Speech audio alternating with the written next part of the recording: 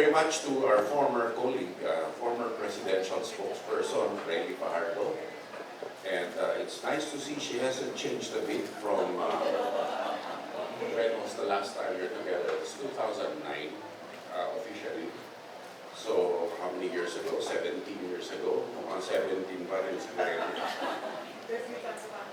Oo nga eh. At sana naman lumigaya ang buhay niya in the future.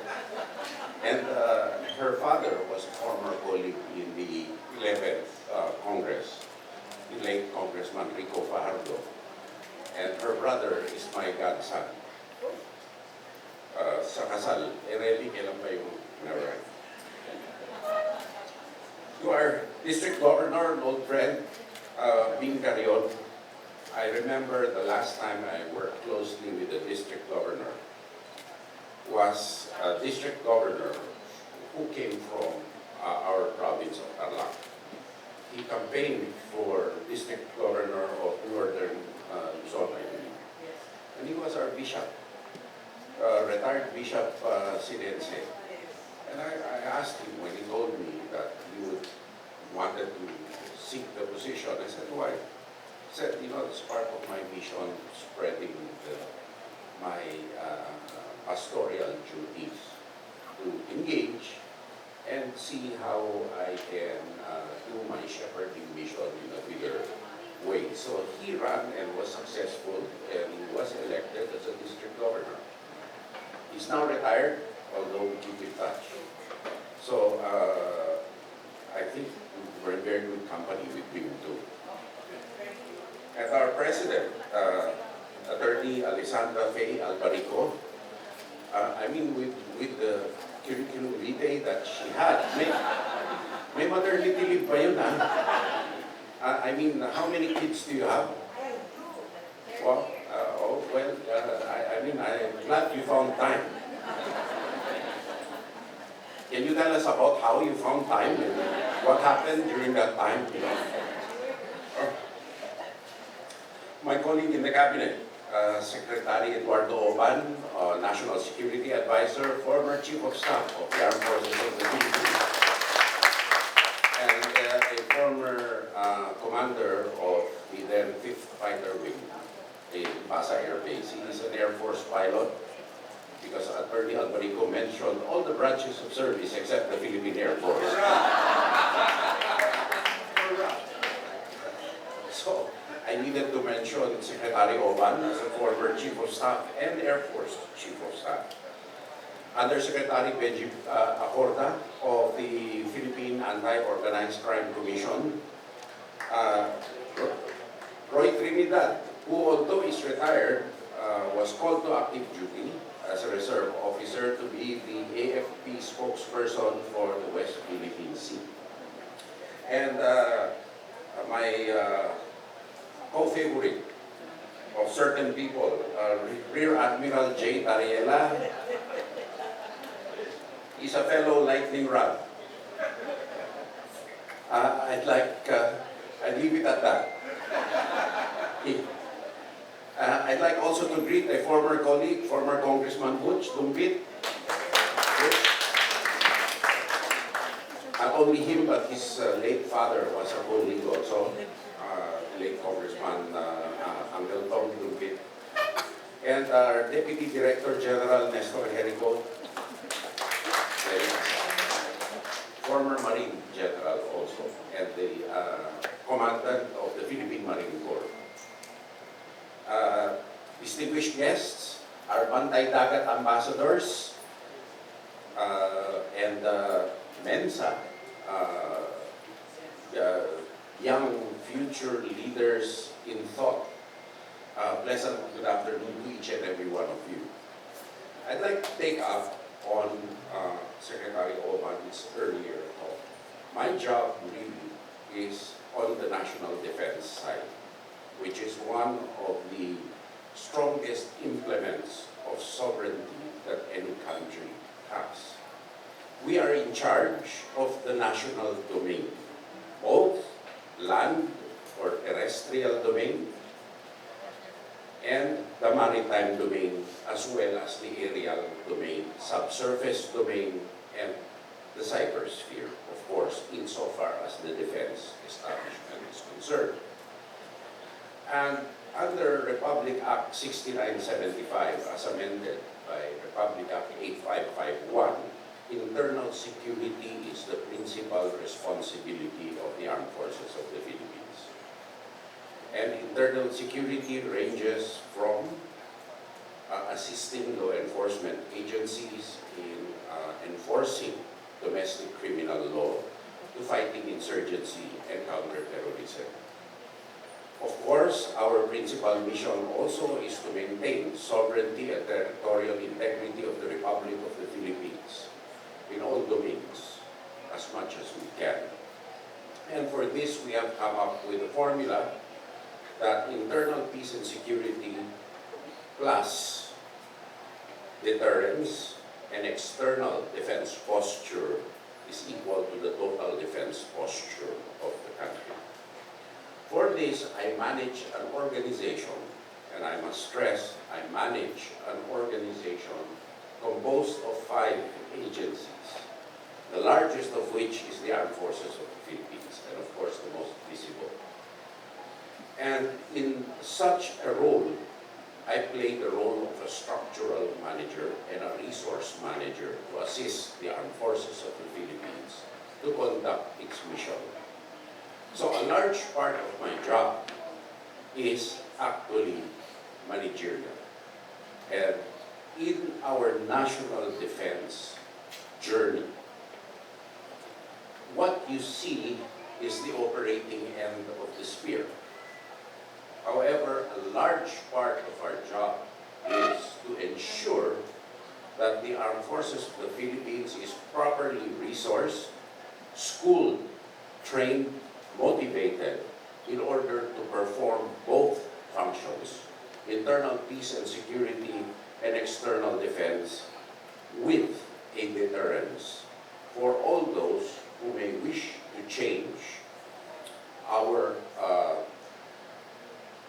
the international narrative, and for those who would want to aggressively or expansively overlap or take over our domains, whether maritime, aerial, or land, and including the cybersphere. In the maritime domain, naturally, the most visible area of prominence is the West Philippine Sea, because of the fact that there is a pressing, aggressive, and unilateral claim by China to almost all of the West.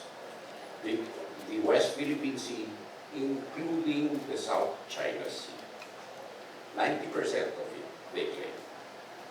And this is, in fact, contrary to UNCLOS, of which they are a signatory, and of which we base our identity and integrity as an archipelagic country. The reason our country fought for the 1982 Convention on the Law of the Sea, alongside China at that time, was because we had to institute the doctrine of the archipelagic entity in international law. To date, there are 5 archipelagic countries in the world, Philippines being one of them. And what does this mean?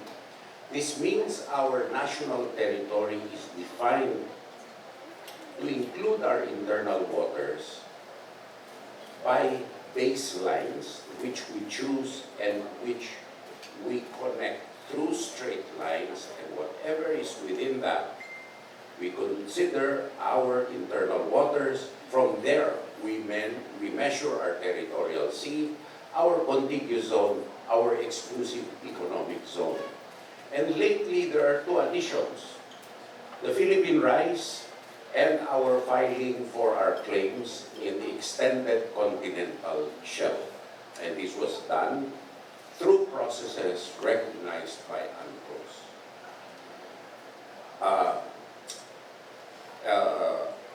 On the opposite side is China with a unilateral claim in the West Philippine Sea and in the South China Sea on non-unclosed grounds and grounds not recognized by international law to ownership of the same or control over the same. And it includes what is known in international law as the high seas, of which no one country can claim any sovereignty or jurisdiction over. Which is why a lot of countries converge with us in our law, upholding operations, and our narrative, which was crystallized in the 2016 Arbitral Award. Now, another area of concern which we need to do is on the Pacific Ocean side, which is a bigger area of maritime concern, which we have to control and to possess, particularly the Philippine rights. Because all the resources, whether on the West Philippine Sea, in the internal waters, in the Pacific Ocean side of the Philippines, are sources of potential sustenance, energy for future generations. Philippines is demographically and geographically unique, being 20% land and 80% water. So much so that we have 2.4 million square kilometers of maritime domain versus a much, much smaller area of land domain. However, this difficulty is complicated by the fact that we have 7,600 islands. And it is a challenge to interconnect and to merge the connectivity issues within these islands in order to make the Philippines more integral and to harden it, particularly in the defense sphere. This is most obvious in times of calamities, where a lot of strain goes into ensuring that goods and services, and particularly water in cases of floods, water in cases of volcanic eruptions or lahar, we need to be able to supply potable water to communities which are displaced, notwithstanding the fact that they're underwater. This is an issue on logistics.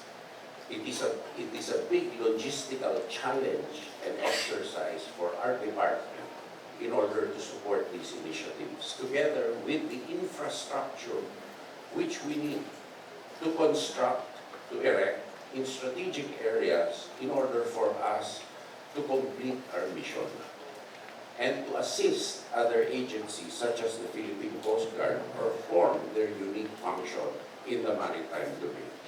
And this is, in fact, one of the major challenges and thrusts that our department is doing.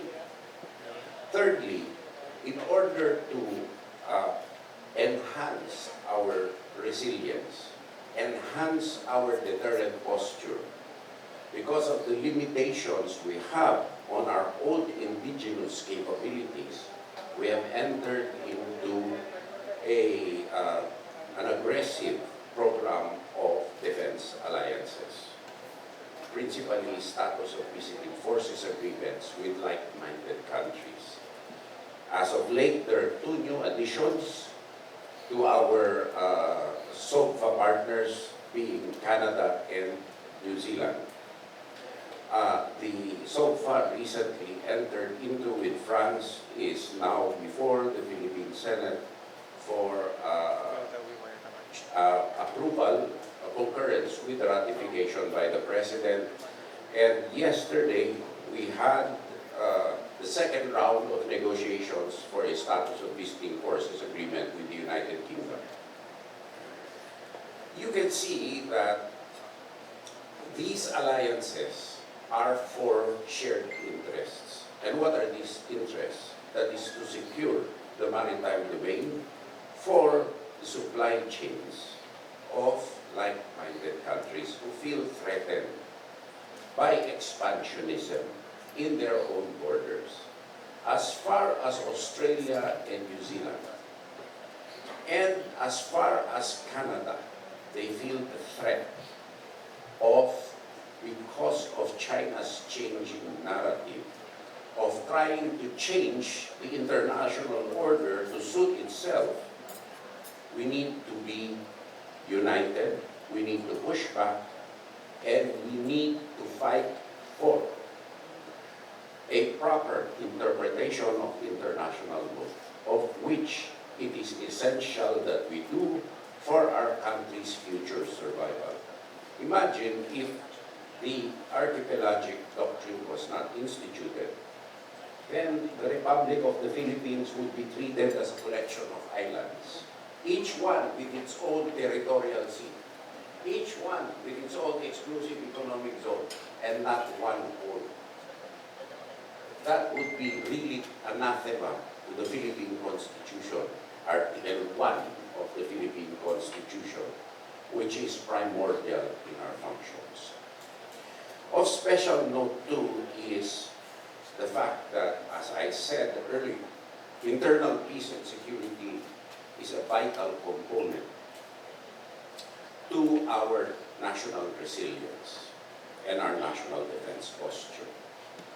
And in doing so, we see that the threat we face in the West Philippine Sea is as prevalent on land. And I'm talking about the foreign and malign influence asserted in our society, and recently the disruption of substandard steel factories prevalent all over the country, led by the PAOCC, for which I congratulate them. This weakens our economy. The totality of their activities imposes a barrier to entry of legitimate and quality products, weakening our economy. POGOs that were introduced by fake Filipinos, like in the case of Alice Guo, what do? They exploit workers to engage in scams. They serve as hubs for human trafficking, crimes, which is not only unique to the Philippines. It is also existing in other countries like Cambodia, and all of these individuals involved here are connected. Lately, you have seen an exchange between the Chinese embassy and several of us, where they have actively tried to protect those that have been subject to law enforcement operations on the ground of discrimination, alleged discrimination, when we know all of these operations were the result of valid search warrants that have for its object not individuals but illegal activities, without respondents as persons but entities. And these have resulted in closure orders of these establishments. And it is our job to ensure that these kinds of activities do not prevail in our society and force us to be dependent on one country for our needs, particularly strategic needs in critical infrastructure, critical metals, and other items we need to grow our economy. And growing the economy also allows us to invest in rapidly advancing and highly specialized technology that our department critically needs, and critically needs to catch up with because of years of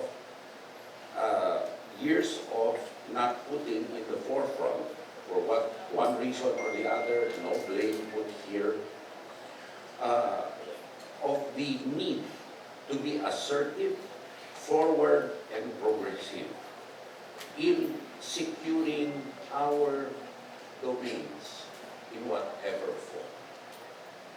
So I have concretized our peculiar role in so far as serving the national security interests, and which we work very closely with the National Security Council, which is the funnel between a highly secure and operationally tight Department of National Defense and with the rest of our government agencies, so that we have one focused national security agenda and policy.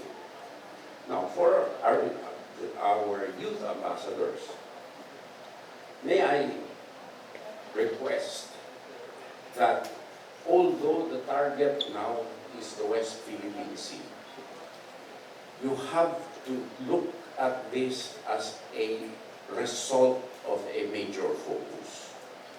However, the dimension of how you approach the problem and how you engage the younger generation is multidimensional, because you need to be resilient on land as you do on sea.